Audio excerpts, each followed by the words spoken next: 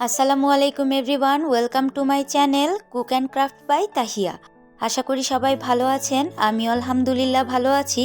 বরাবরের মতো নিয়ে আসলাম নতুন আরও একটা রেসিপি। আজ তৈরি করে দেখাবো মিনি সিঙ্গারা। মুখরোচক খাবার মানে আমরা জানি ভাজা পোড়া, আর ভাজা পোড়া মানেই জানি সিঙ্গারা, সমুচা, পুরি ইত্যাদি।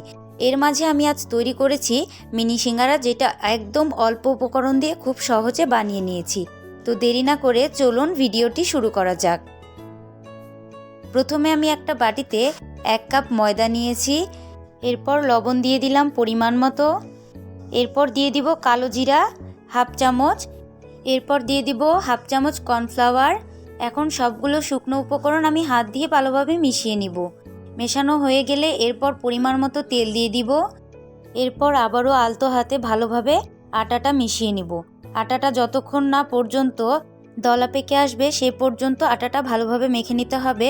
আর এরকম মুঠো করে ধরলে চাপ দিলে ভেঙে যাবে, সেই পর্যায়ে বুঝে নিতে হবে পারফেক্টলি আটা মাখানো হয়ে গিয়েছে। এরপরে আমি অল্প অল্প করে পানি দিয়ে সফট একটা ডো তৈরি করে নিব। এইখানে ডোটা অবশ্যই একটু সফট হতে হবে, তাহলে সিঙ্গারাটা বেশি খাস্তা হবে আর খেতে অনেক মুচমুচে হবে। এখন এই যে দেখুন আমার আটার ডোটা তৈরি হয়ে গেছে। এরপর একটু তেল দিয়ে আমি ঢাকা দিয়ে রেখে দিব 20 থেকে 25 মিনিটের মতো। এরপর সিঙ্গারার ভেতরের পুর তৈরি করার জন্য আমি একটা বড় সাইজের আলুকে কিউব করে কেটে নিয়েছি। ছোট ছোট সাইজ করে একদম কেটেছি, এতে করে সিদ্ধ হতে সুবিধা হবে। এরপর গাজর নিয়েছি একটা, আর মটরশুঁটি নিয়েছি অল্প পরিমাণে। এখন একটা প্যানে তেল দিয়ে নিলাম পরিমাণ মতো। এরপর দিয়ে দিব শুকনো মরিচ। এরপর দিয়ে দিব 1 চামচ পাঁচফোড়ন। এখন শুকনো মরিচ আর পাঁচফোড়নটা ভালোভাবে তেলের সাথে মিশিয়ে নিব। এখন এই পর্যায়ে দিয়ে দিলাম পেঁয়াজ কুচি। আপনারা পরিমাণ মতো পেঁয়াজ কুচি ব্যবহার করতে পারেন। আমি যেহেতু একটা আলু নিয়েছি, এই কারণে মিডিয়াম সাইজের 2টা পেঁয়াজ কেটে নিয়েছি। এখন তেলের সাথে সবগুলো উপকরণ ভালোভাবে মিশিয়ে নিব। যতক্ষণ পর্যন্ত না পেঁয়াজটা লাল হয়ে আসছে ততক্ষণ পর্যন্ত ভাজতেই থাকতে হবে। পেঁয়াজ ভাজা হয়ে গিয়েছে। এখন দিয়ে দিলাম 1 চামচ আদা রসুন বাটা। ভাজা পেঁয়াজের সাথে আদা রসুন বাটাটা ভালোভাবে মিশিয়ে নিতে হবে।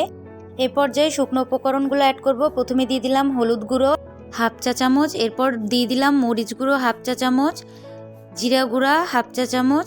সবগুলো দেওয়ার পর আবারও ভালোভাবে মিশিয়ে নিব। এ পর্যায়ে অল্প একটু পানি অ্যাড করব, এতে করে মশলাটা পুড়ে যাবে না। আবারও ভালোভাবে মিশিয়ে নেওয়ার পর যখন মশলার গ্রেভিটা একদম গাঢ় হয়ে আসবে আর উপর থেকে তেল ভেসে উঠবে, তখন বুঝে নিতে হবে যে মশলাটা পারফেক্টলি কুকড হয়ে গেছে। এই পর্যায়ে আমি কেটে রাখা আলু কুচিগুলো দিয়ে দিলাম, গাজর কুচিগুলোও দিয়ে দিলাম, আর মটরশুঁটি দিয়ে দিলাম। সবগুলো উপকরণ দেওয়ার পর আবারও ভালোভাবে মিশিয়ে নিতে হবে। মশলার সাথে যেন সবগুলো উপকরণ ভালোভাবে মিশে যায়, সেই জন্য ভালোভাবে মিশিয়ে নিতে হবে। সিঙ্গারার পুরটা যদি ভালো হয় তাহলে সেই সিঙ্গারা খেতে অনেক মজার হয়। মেশানো হয়ে গেলে এখন দিয়ে দিব লবণ। আবারও ভালোভাবে মিশিয়ে নিব। এখন সবগুলো উপকরণ যখন মশলার সাথে ভালোভাবে মেশানো হয়ে যাবে, সেই পর্যায়ে আমি আলুগুলো সেদ্ধ হওয়ার কারণে ঢাকা দিয়ে রেখে দিব কিছুক্ষণের জন্য। 2-3 মিনিট হয়ে গেলে এরপর ঢাকা তুলে আবারও নেড়ে দিব। তেলটা যখন উপরে ভেসে উঠবে তখন বুঝতে হবে যে এটি পারফেক্টলি ভাজা হয়ে গেছে। একটু সময় নিয়ে কষিয়ে এটা রান্না করে নিতে হবে, এতে এর টেস্ট ভালো আসে। এখন সিদ্ধ হওয়ার জন্য আমি দিয়ে দিলাম পানি। এখানে আমি অল্প পরিমাণ পানি ব্যবহার করব, শুধুমাত্র আলু আর গাজরটা যেন পারফেক্টলি সিদ্ধ হয়। এই কারণে অল্প পরিমাণ পানি দিয়ে আবারও ভালোভাবে মিশিয়ে নিয়েছি। এখন আমি ঢাকা দিয়ে রেখে দিব 5 মিনিটের জন্য। 5 মিনিট পর আবার ঢাকনাটা তুলে চেক করে নিব যে আলু আর গাজরটা ভালোভাবে সিদ্ধ হলো কিনা। ভালোভাবে আবারও মিশিয়ে নিলাম। এই যে দেখুন আমার আলুটা মোটামুটি সিদ্ধ হয়ে এসেছে। আর কিছুক্ষণ নাড়াচাড়া করে আমি আমার পুরটা নামিয়ে নিব। এই পর্যায়ে আমি কিছু ইনগ্রিডিয়েন্টস দিয়ে দিব। প্রথমে কাঁচামরিচ দিলাম, এরপর দিয়ে দিব ধনেপাতা কুচি। এখন আবারও সবগুলো উপকরণ ভালোভাবে মিশিয়ে নিলাম। শেষ পর্যায়ে এইরকম কাঁচামরিচ কুচি আর ধনেপাতা দিলে টেস্ট একদম ভিন্ন হয়ে যায় আর খেতে অনেক মজা লাগে। এতে করে কাঁচামরিচের একটা আলাদা ফ্লেভার আসে, যার কারণে ভিতরের পুরটা অনেক মজার হয়। এরপর আমার সবগুলো উপকরণ মেশানো হয়ে গেলে একটা বাটিতে তুলে নিলাম। দেখুন অসম্ভব সুন্দর লাগছে দেখতে। এখন সিঙ্গারা তৈরি করার মেন ধাপে চলে যাব। আটা রেস্ট নেওয়া হয়ে গেছে, এখন আবারও মথে নিব অল্প কিছুক্ষণের জন্য। ভালোভাবে মথা হয়ে গেলে আমি এটি পিঁড়ির উপর নিয়ে নিলাম।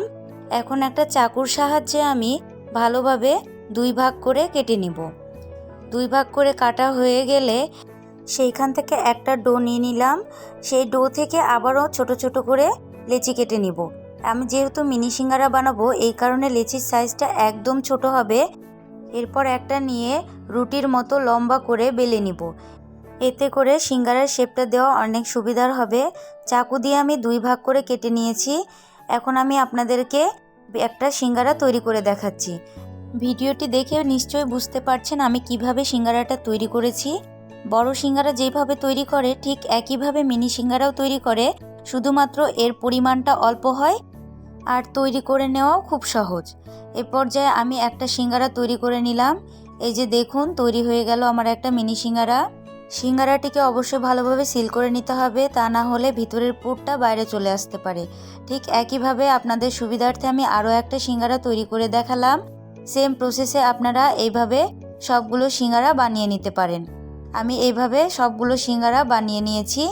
দেখুন কি সুন্দর আমার পারফেক্ট সিঙ্গারাগুলো তৈরি হয়ে গিয়েছে। এখন আমি সবগুলো ভাজতে চলে যাব। গরম তেলে এগুলো একটা একটা করে দিয়ে দিলাম। এতে করে সিঙ্গারাটা একটা আর একটার সাথে লেগে যাবে না এবং পারফেক্টলি ভাজা হয়ে যাবে। তেলটা বেশি গরম করা যাবে না, একদম মিডিয়াম গরম করে তারপরেই এতে সিঙ্গারাগুলো দিয়ে দিতে হবে।